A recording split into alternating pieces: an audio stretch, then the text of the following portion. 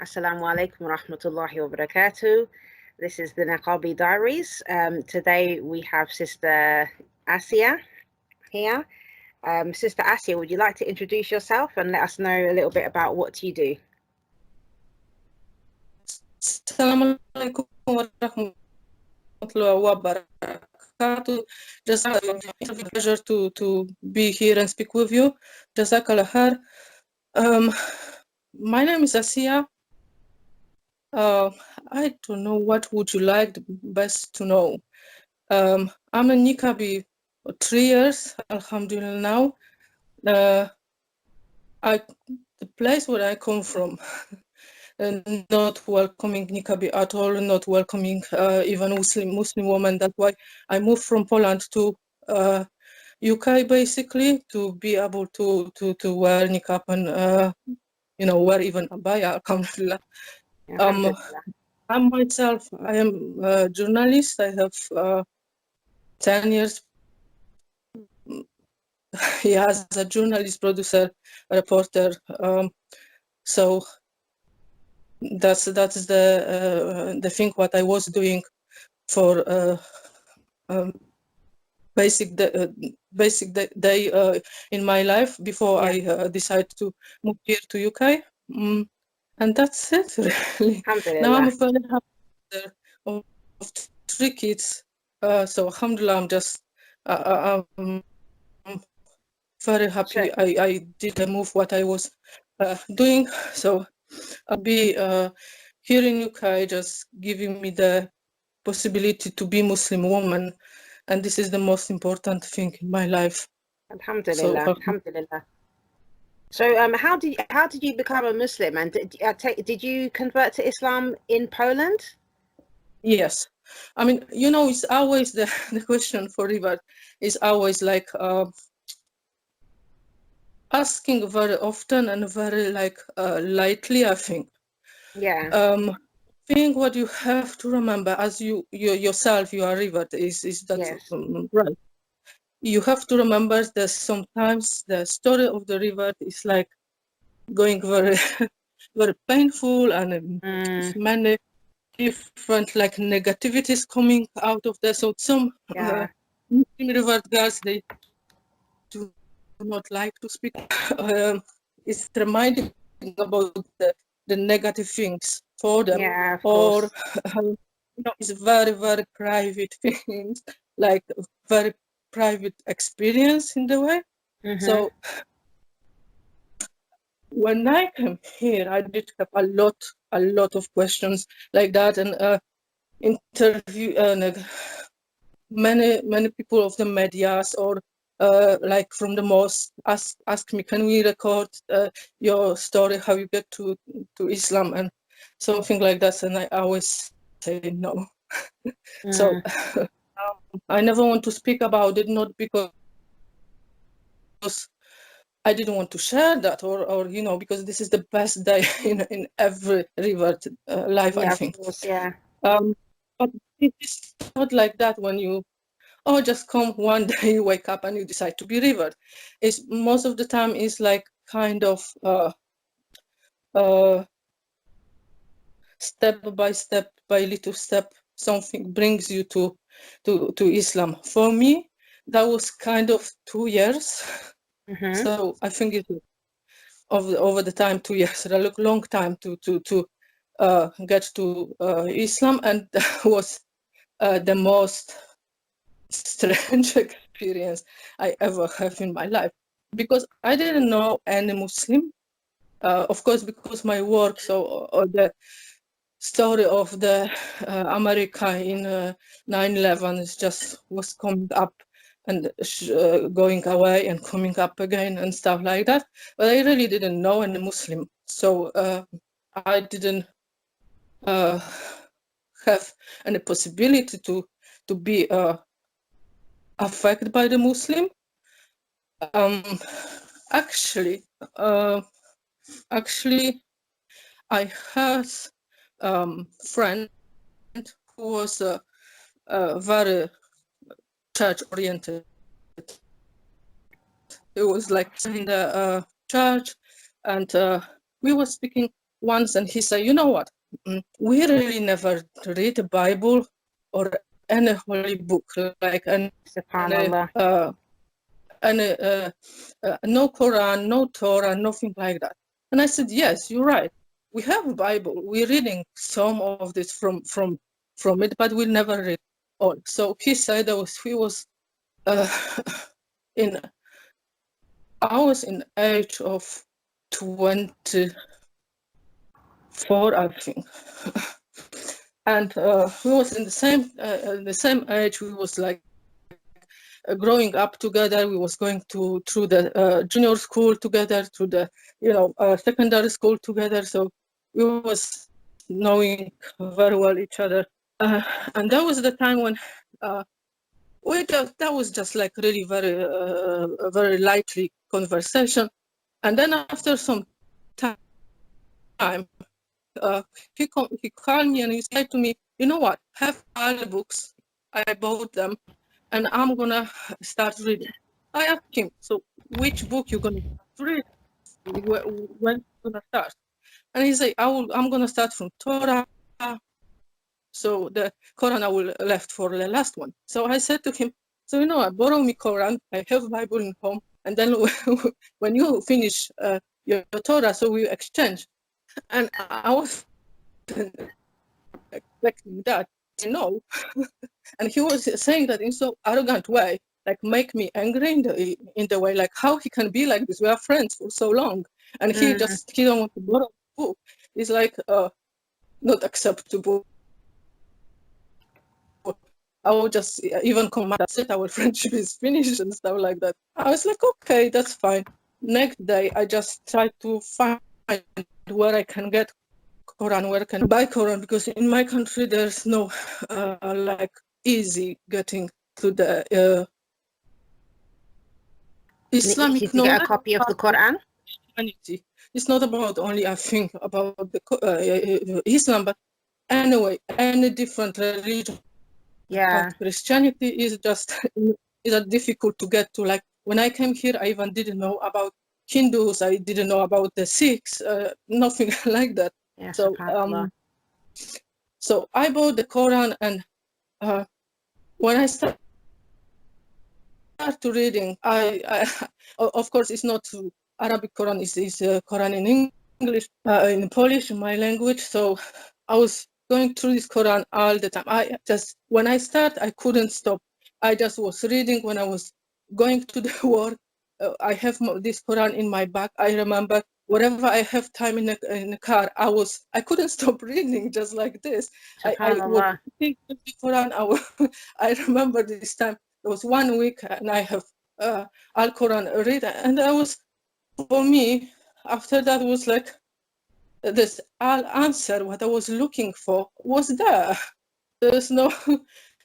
I don't have to looking anymore for any answer. What I was going through and try to ask my priest or my parents and everyone to explain me like by the facts, because I was always oriented like whatever I was doing, I must know facts. Yeah, There's no opinion, there was no any like feelings, nothing what was based on feelings or opinions. I was straight away rejected. So that's why I think I'm journalist as well, because this method of facts was all the time in my life.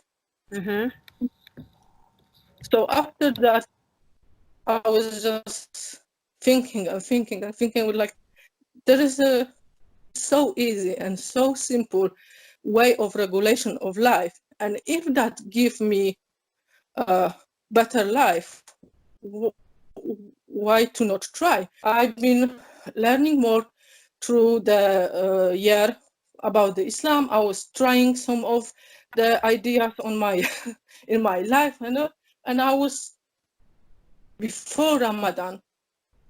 That was the same year before Ramadan. I said to myself, I want to be Muslim. That's it. It's just like it's nothing waiting for any longer. So I find out where is the closer and the mosque. I just went to the mosque. I remember I went, but I didn't wear any Islamic clothes because, you know, in my country, you cannot. I mean, you not see any people in a hijab, or even you are not able to buy any. In that time, Yes. you wasn't able to buy any hijab, or forget about the abaya. So I remember I was in some long dress with some jacket on, and that's it. I walked through through the mosque. I asked for the man, his name, and I straight away I say, I want to be Muslim. SubhanAllah. I'm SubhanAllah, sister. here and I'm ready. Tell me how. And the man, you know, I was expecting he will tell me, like, you know, you need to do ablution, you need to invite you for the first prayer, everyone have to be there and stuff like that. Like, you know, I was thinking like, okay, they will put me in some, like, on front of all these people, they will, like, very official. And he said, no, you don't need. And wait a minute. He went somewhere, he bring to another man and say, we are ready to say Shahada. There is no reason to waiting any longer. Yeah. And alhamdulillah, the best Shahada as well. The of my life when I'm going through, sometimes, you know, you meet a Muslim, and sometimes the Muslim, they're not like you wish them to be, Yeah. or they meet your expectation, or especially in the first years of Be Revert, because you idealize so much the religion. Because especially me, when I was reading through the Quran and through the Hadith, I was thinking that Muslim, they are amazing people. I want just, Yes, you know, SubhanAllah. I want to just, you know, leave everything and just run to them. But sometimes the reality just sorting you out. They are just struggling people exactly the same. Like, Yes. the other people, they are not any perfect human on this planet. So that was the silly me thinking like, oh, they will be so perfect. So in that moment, when I have this shahada on my own, actually, when I have the, like, sometimes the meet some silly people who just put me a little bit down and say, oh, I ask myself, why I want to be Muslim? Should I be Muslim like that? Or, you know, think like this. Sometimes I'm sure others have the question for themselves. And then every time these days comes to me, like, you know, you didn't say Shahada in front of all these people, for these people, to be praised by them or to be happy. You just did it for yourself and for Allah subhanahu wa ta'ala. And that's it. And this day is always bringing me back to, you know, to right way. So alhamdulillah, I do believe anything what happened in our life is happened for a reason. Even if you don't see the positivity or things don't working the way how you wish in that moment, from the bigger perspective, that can be better for you. If that makes sense what I'm saying. For this day and the way how I have my shahada, that was the biggest blessing for years. Like right now, for right now, 10 years later, I'm here. 12 years later, I'm here, and every time is like when I have a little bit like down on myself, it's always this day brings me back and say, oh, just forget about it. It's not about them, it's about you. So alhamdulillah, this is the way how it's happened in my life. So I that was way before I met my husband. I took my shahada when I didn't know my husband. I was already 2 years Muslim.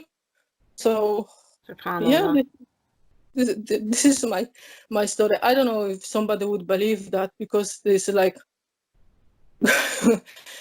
I don't, even my friend don't know till now how impact he have on my convert to Islam. He don't know with him about it, but you know, this is very strange way sometimes. Allah subhanahu wa ta'ala open our hearts and open our eyes for the best, for what is the best for us in our life. And sometimes I just think we need to little bit more trust. Whatever happens, it happens for good for us, not Yes, alhamdulillah. for bad, or this is no any for make you struggle. Like for me, when I took Islam, that was I was a lot around Arabs, and they always was telling me whatever because I was like, I want to do 10 steps on front straight away. I want to be, you know, everything perfect. I want to be like the best Muslim possible. But they always said, remember, Islam is for make your sent to us for make our life happier and easier, not to make you struggle, not to make you worry even more what you have already before. Just you remember about it. So, you know, I always remember about it as well. Through the years, whatever I have struggled, even with silly putting hijab on, just calm down. Alhamdulillah. So, sister, can I just ask you, mashallah, like your story is, you know, subhanallah, like every revert story is different, and it always amazes and inspires me to hear like how people came to Islam. So after, like, obviously it must have been quite difficult for you in the beginning, like just becoming Muslim by yourself like that. But like, at which stage did you feel that you wanted to wear the niqab, and how did you get into that? Because I think from my experience with a lot of other new reverts, often the hijab itself is something that's quite difficult to make that transition, like because it's something that you can be automatically identified as a Muslim, covering your hair and things like that. But obviously the hijab is an extra, the niqab itself is an extra step. So how did you come to be wearing the niqab? Oh yeah. So you know, I was really lucky and blessed, alhamdulillah, as well. My parents was really open and very positive in that way when I told them I'm gonna be Muslim. I think my mom even see me praying, and she she was first time when she see me praying, just walk to my room and she just walk back, and I said, yes, mom, I'm a Muslim. SubhanAllah. So she my mom and my mother never, like, you know, they never have any trouble. They never make me any trouble. So alhamdulillah, amazing, because I was always very supportive. I remember even my mom was preparing for me first iftars when I was having first Ramadan. So she was like, so tell me what you need now. So I was going take her through. So I would tell her what I need, when I'm gonna to eat and stuff like that. And she was preparing for me to be sure I have my food on time. So that was like really, really nice as well. Just my parents, they always have that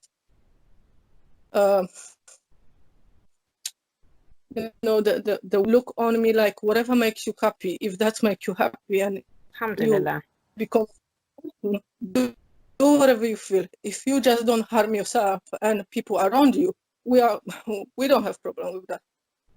That was very different in my work. That was very different with my friends, because they were just like getting crazy in the way. They were just like the way how they was acting. Alhamdulillah, not upset me at all. I would just like find out myself funny. I couldn't believe them, because they were just like, in my work, I start wearing hijab. I've been trying wearing hijab, but the you know the of people around you just make me feel like there is no when I'm wearing hijab, I should keep myself, you know, modest in your behavior and your actions and everything. And when I'm putting my hijab over their actions, I just lost my temper. I'm not the person what I should be, for example, because I did few attacks, like very silly in the way, like very, well, not aggressive, but for example, when I just told them I'm not gonna drink alcohol anymore, in the way, because the way how I was living, the alcohol was every day. It's not like, you know, not in the way of the drinkers when we're not going parties and stuff, but the wine to the drinking, to the eat dinner. Yes, yeah. When you're going somewhere out and they're opening some new gallery, they always champagne there and stuff like that. I just say no, I'm not doing anymore. I'm with you. I'm gonna celebrate with you, but you know, for me that wasn't any problem. For them was so huge. It was a problem, yeah, because you were because you wasn't drinking. Yes, and they was even my told me, "Are you pregnant?" I said, "No, I'm not." So you have no reason to drink with that or that person. That opened my eyes even more. Like I didn't expect that, and they didn't realize that is the because you know the drinking problem you always attach for the drinkers, for like, you know, low level people who just drinking and they lost themselves in the drinking. But for me that was like, if you have problem with me to not drink this glass of champagne, that you have some problem. That's not Yeah, my definitely. problem. And if you is more of you and you have exactly the same problem, I do not want to be around you. So in the way, alhamdulillah, Islam just saved me from that as well. Alhamdulillah. So did you find it like, obviously it was, you know, some people find it difficult when they come in these, you know, when these kind of situations happen and, you know, they're having this lifestyle change. So when you was facing this type of resistance from like people at your workplace and stuff like that, did that push you more to Islam then? Is that what you're saying? Yeah, that was pushing me even more to Islam, and even give me the give me the, like, I was more sure that my choice was right.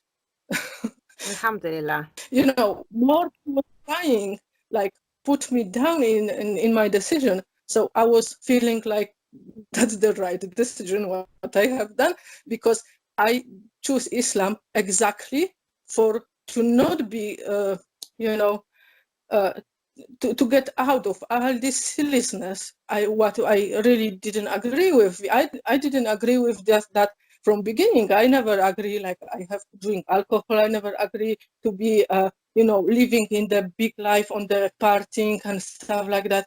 I never was that girl. I always was believing in even in my house. I never remember we've been eating pork in the way. So my mom said to us, like, say to her, we're not gonna eat pork anymore. I cannot eat pork. And she's like, that's fine. You tell me when you last time. Alhamdulillah. So in the way, I would say the way how my life was going, I would find these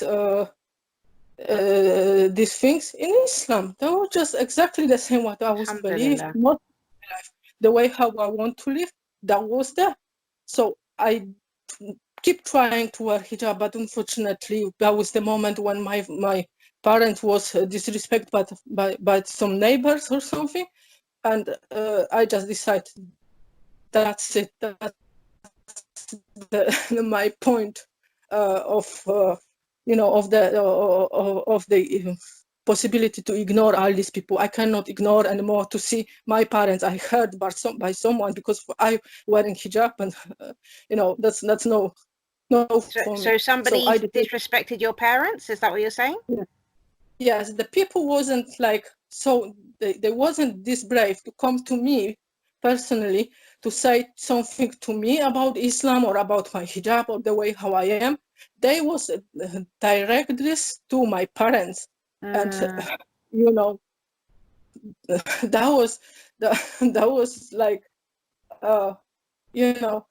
out of my level of I couldn't accept that. Yeah, subhanallah.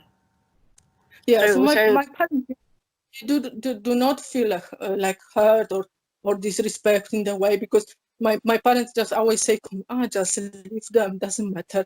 Because my father always was the man who didn't like have trouble. He always liked to turn around situation in a funny way, in the way. yeah, So I remember there was a situation mashallah. when my neighbors comes to my father and it's like, what's wrong with your daughter? So what happened now? Like, she covers so much, and he said, like, no, she always was wearing the clothes but covering her body and stuff. I don't know what you're speaking about. She starts to wear this scarf on her head, so that means she joining Arabs. And my father just say, you know what, just look, take care of your own daughter. Because I see your daughter is pick up from every evening by different car or something like this. So I do not telling you that, so you just keep away from my daughter. So that was the funny situation for us. Like, I was so happy my father didn't lose control, or he didn't speak a negative way to him or something like that. That was just shortcut the situation. Alhamdulillah. And they said, just ignore them. That's all. Just ignore them. They living their own life. We living their own life. That doesn't matter. But in that point, I just decided to take off my hijab, and I just decided, just like, there is no point in that, because if the people will be, this make you some dangerous situation for yourself, for your life, Yeah. or for your safety, is not the point. There is no point to wearing hijab when I or my parents have to worry all the time if I'm still alive, or if somebody attack me or not attack me. Because the country when I'm coming from, there is like wearing hijab. That means you are you directly have to every day sometimes facing your life threatening or your health threatening. Anytime somebody who hate Islam, they can hurt you physically. Yeah, subhanallah. So in Poland generally, there's a lot of, like, you try and say that there's like attacks against Muslims is something common, like, or like the norm, even though the Muslims are quite a minority. Anyways, the sisters, there's a lot of more Muslim women right now in the Poland that was before, like 10 years ago, for example. And it's Muslim women, they're so strong and so dedicated. They it's happened, alhamdulillah, by will of Allah subhanahu wa ta'ala. I will be Muslim and I will be not ashamed of that. So they still, even they still have the hijab, the way of the hijab they have. They trying their best. They are not the way how we have, like we can have in UK, or we can have in Arab country or something like that, because they are not able to having that. So I remember the sisters there in Poland. They was crying for, to wearing proper hijab, and having possibility to wear abaya or wearing SubhanAllah. hijab. And I came here, and I remember the days when I was seeing the sister in hijab or abayas in the way, like you now here in UK, when we're living longer, when we could see like super fancy sportish car or super nice house or something like this, you're just standing with the wow on your face, with the open mouth. We've been looking like this on sisters who was wearing like hijab, niqab, and abayas or jilbab, like this, like wow, subhanallah, I can wear now whatever I want to. So this is like amazing thing for SubhanAllah. the people I'm not. SubhanAllah, I think, you know, so many people don't realize how blessed we are living in the UK, that we can actually dress how we like. Exactly. So I just always say, in UK, I do not have any oppress even wearing niqab.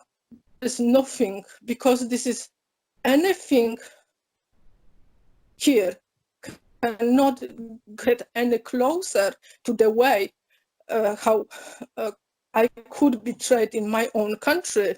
There's, you know, somebody sometimes look, or somebody sometimes say something quietly. It would never happen directly towards me, but you know, the people sometimes watching because of out of curiosity, or out of I don't know, out of just people just watching. They always have some interest, but I would never say that as a oppressing me, or out of you know, Had there's any no kind any of danger real situation from abuse, here. would you say, from wearing the niqab?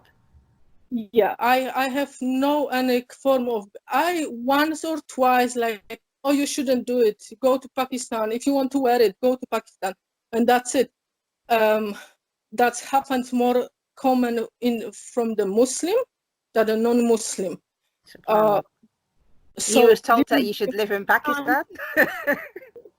because you know why? Because even once I have one brother comes to me on the street and says, look, sister, if you want to wear this on your face, go back to Pakistan.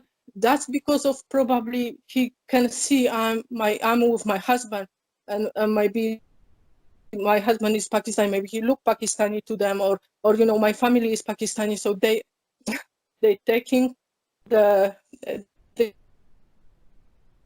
think I'm Pakistani as well. So they were, yeah, that's the first one, because like, how I'm gonna get to this Pakistan, because if I remember, I need some visa or something. I don't know nobody there.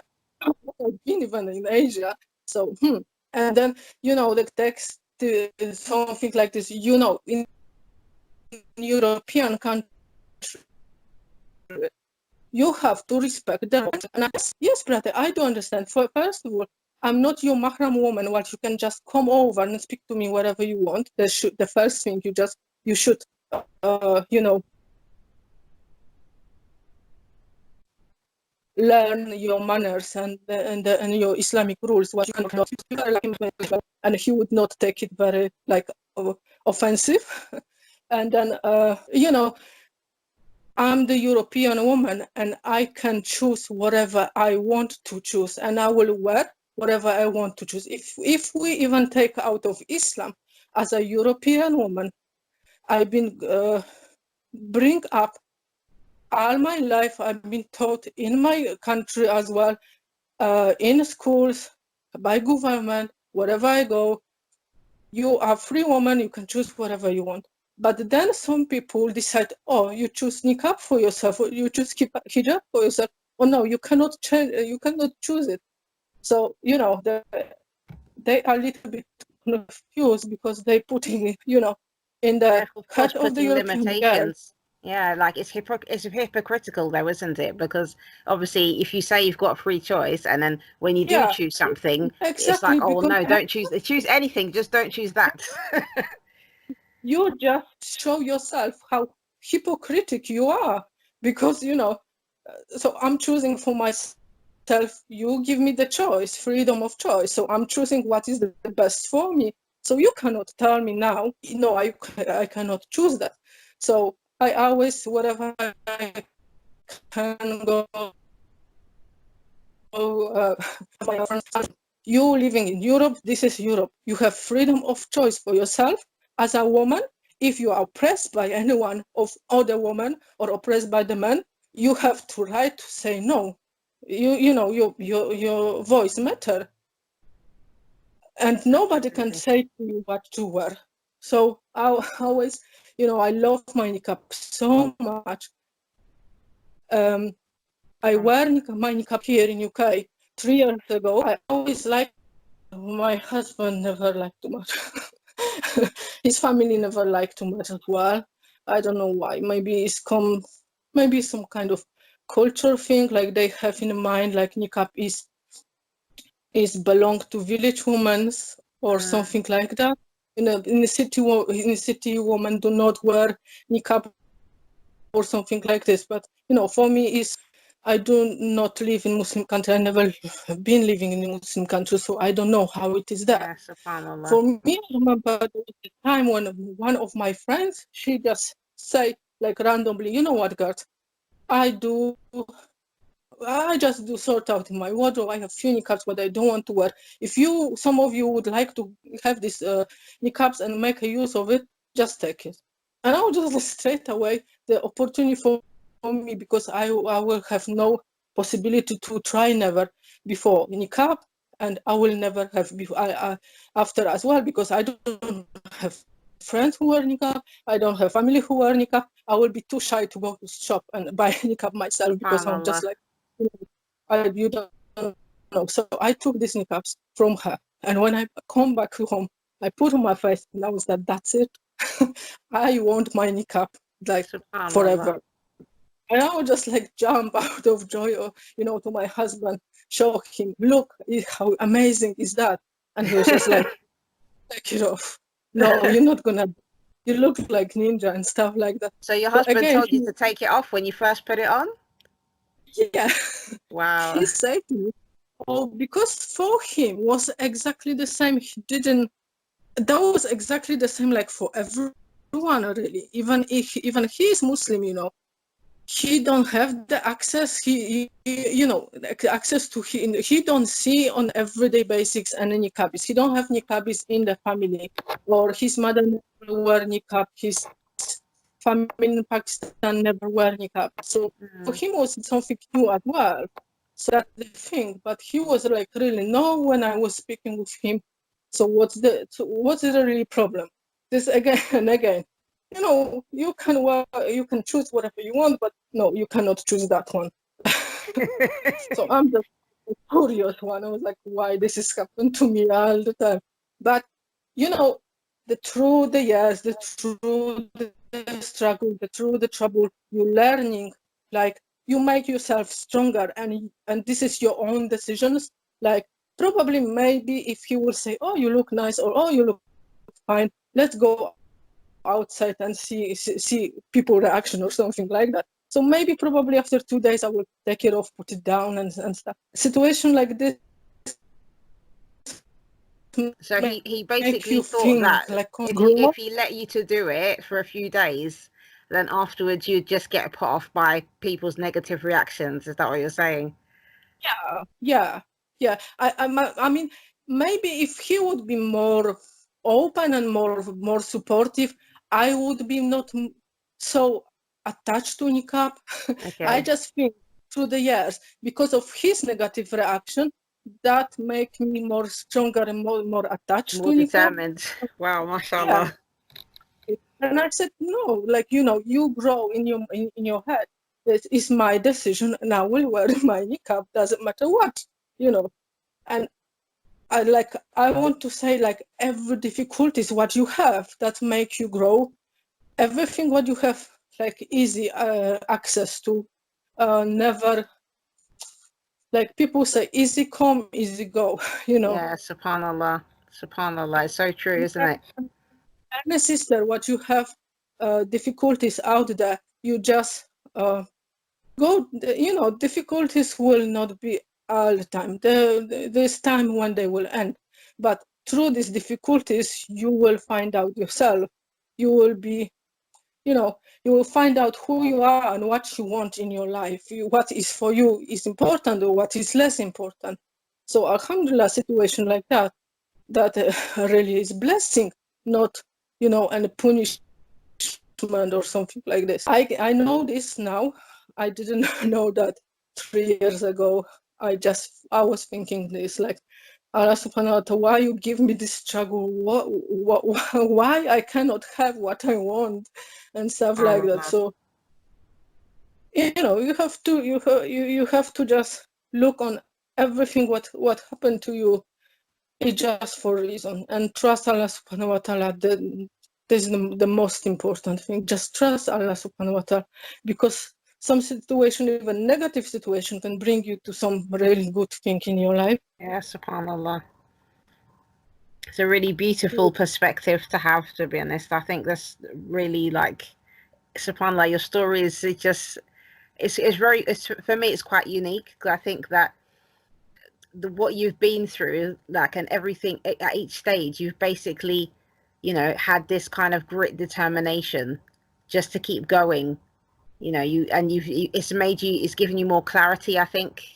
Like, Yeah. every time when you was faced with adversity, that gave you more clarity, whereas for some people, those are the times when they start feeling more doubts. But with you, it's been completely the opposite. You've become more clear that, yes, definitely, this is what I want. SubhanAllah, it's really beautiful.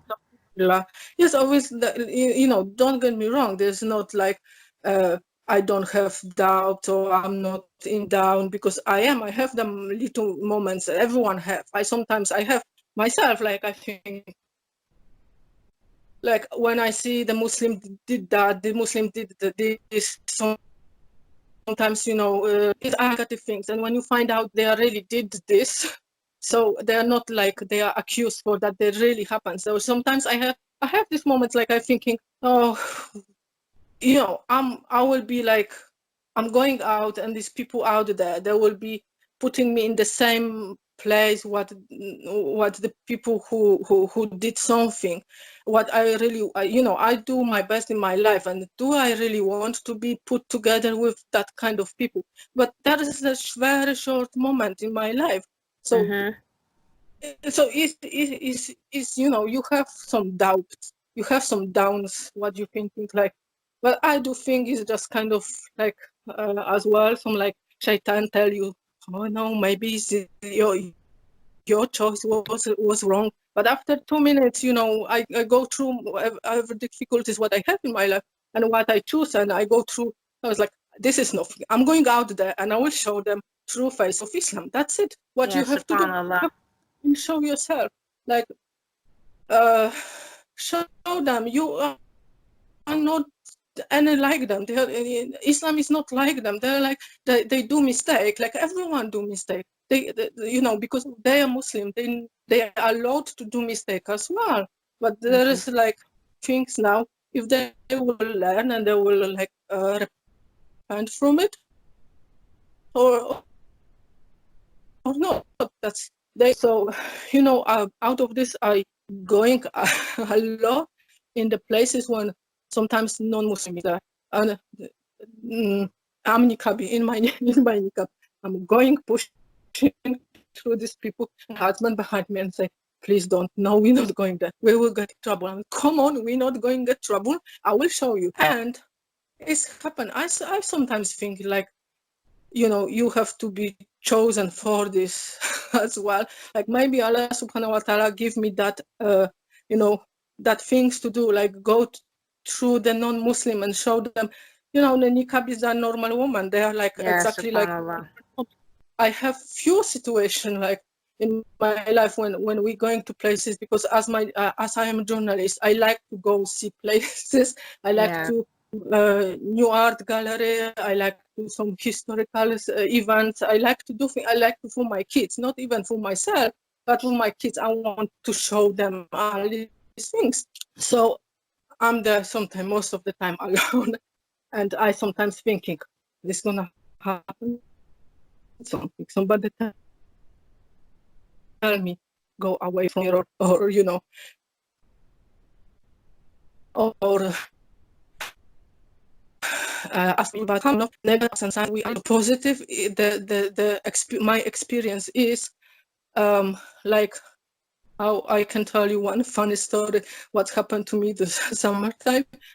I was with my daughter and my husband shopping. My husband went to left me with my daughter in the middle of the shop entrance door, and he went to pay for the parking. And there was man, there was like in middle age white man asking me, can you look after my my grocery in a basket? I will come back in a minute. I was so shocked because I was the only guy around. He could ask anybody and he chose me. So I was just thinking like, that's it. That is some prank. that must be something dodgy going here. So probably somebody jump out with a camera or something. That have to be like some setup there. SubhanAllah. And the man, I was like, okay, I will look after your basket, no problem. My daughter was shocked herself. I was like, well, Mom, why did you say yes? What's gonna happen now? Let's see what's gonna happen.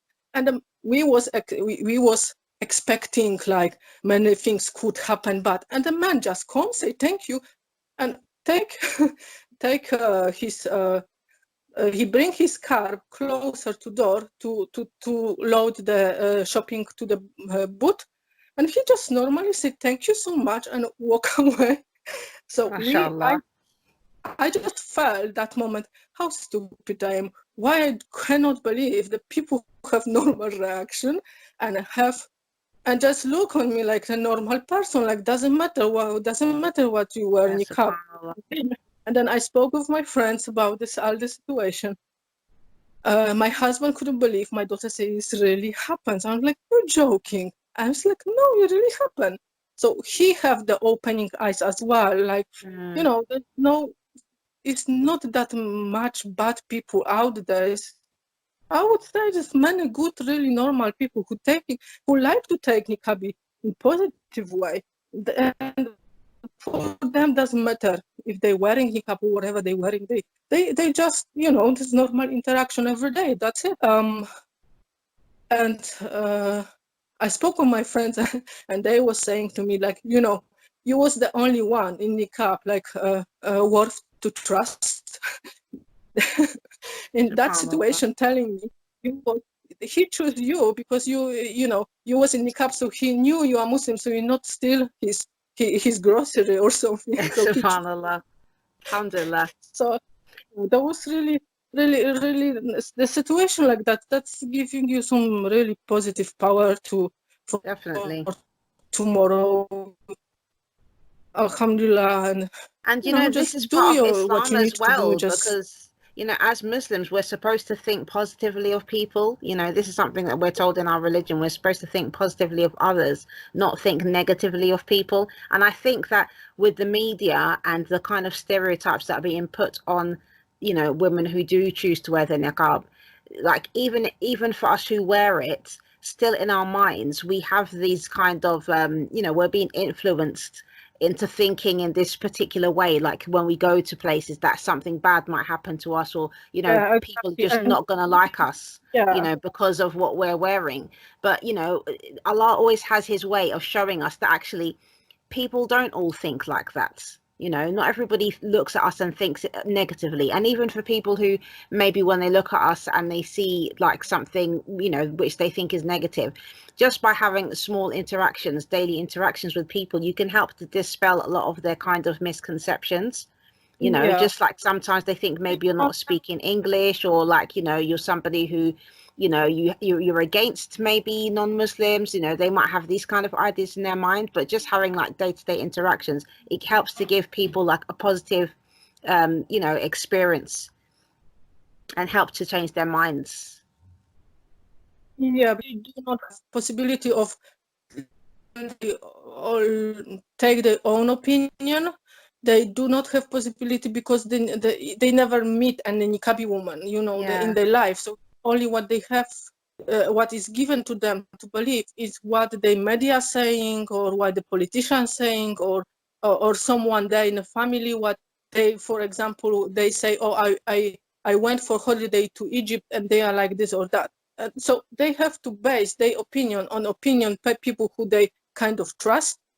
But when they interact with the sister who wear niqab or wear hijab, they are just actually finding out they are just normal people. They're exactly the same. We don't do any different things apart them, like you know, apart the praying 5 times per day or more, or sometimes fasting or stuff like this. But in normal the interaction to see things or to do some activities, we have no any different between us. So this is the thing what I do believe we have to just, you know, stop in my point of view, we need to stop speaking. It's less speaking, more doing. Yeah, subhanallah. Because that's what it is. It's the actions. Our actions make the difference. So sometimes it's like I do from my perspective, and from the my position, what I can see around the Muslim woman and or Niqabi and hijabi woman, they are scared to interact with them because they are not, because they hear exactly the same things, or they see somewhere in media like Niqabi or hijabi woman was tricked like this or that, and the same the another way. So I do believe we as a revert, we can be good bridge between them. Because you are Muslim, so you know how to interact with Muslim people, you know what they expect, and you know how their life is going on, and you know as well a non-Muslim because you've been non-Muslim, so you are just more open to speak with non-Muslim as well. Yes. Because they are more like close to you as well. So the Niqabi or hijabi women who are a revert, I do believe they have the good opportunity to make this bridge between, and I think we should do it more often, or to I do believe what we've been speaking before, like not every woman have ability, or not every woman have this strength, or some women, they can be more shy and stuff like that. They don't want to do it. So of course, don't do it, because this is nothing what you have to do, or do against your will, or your family, or your husband, or a thing like this. If you feel you are strong enough and you see any benefit for you and Islam in that kind of activity, just do it. Just try it, because you don't be scared because of somebody tell you to be scared, because you have in your mind all the time what could bad, because you can miss a lot of good things happen to you. So of course, definitely, that's the fear is what stops most people from succeeding anyways, because they never get started. I mean, I think we all have this kind of fear inside of us, fear of the unknown. So it's important to not let that get the better of us most of the time. Try to put ourselves out there a little bit if you have the ability. Obviously, everybody, as you said, has different capabilities, and that's what makes a community. Everybody is different. So, sister, just to finish off this interview, mashallah, tabarakallah, we've nearly come out to an hour now. What advice would you give sisters who would like to wear the niqab, but are kind of questioning whether they should, and maybe they feel afraid of wearing it? What advice would you give them? You just don't afraid, just trust Allah. Opportunity coming your way, just grab it. Don't think twice. Believe in whatever is sent by Allah subhanahu wa ta'ala. That's it. I think you don't need more. This like practice, trust Allah subhanahu wa ta'ala, and believe more in the good happens in your life, and less in bad can happen. I think that's it. Alhamdulillah. Alhamdulillah. Jazakallah khair, sister. Allah Mubarak. It's been a really, really nice discussion with you. And thank you for your time. Jazakallah. Thank you so much for inviting me and give me the opportunity to sharing with you all my story. And I hope, inshallah, when you will be walking around and see Muslim woman or woman in hijab, in niqab, you will look a little bit differently on her after that, maybe more positive and more open. Inshallah. Jazakallah khair, sister. Assalamu alaikum.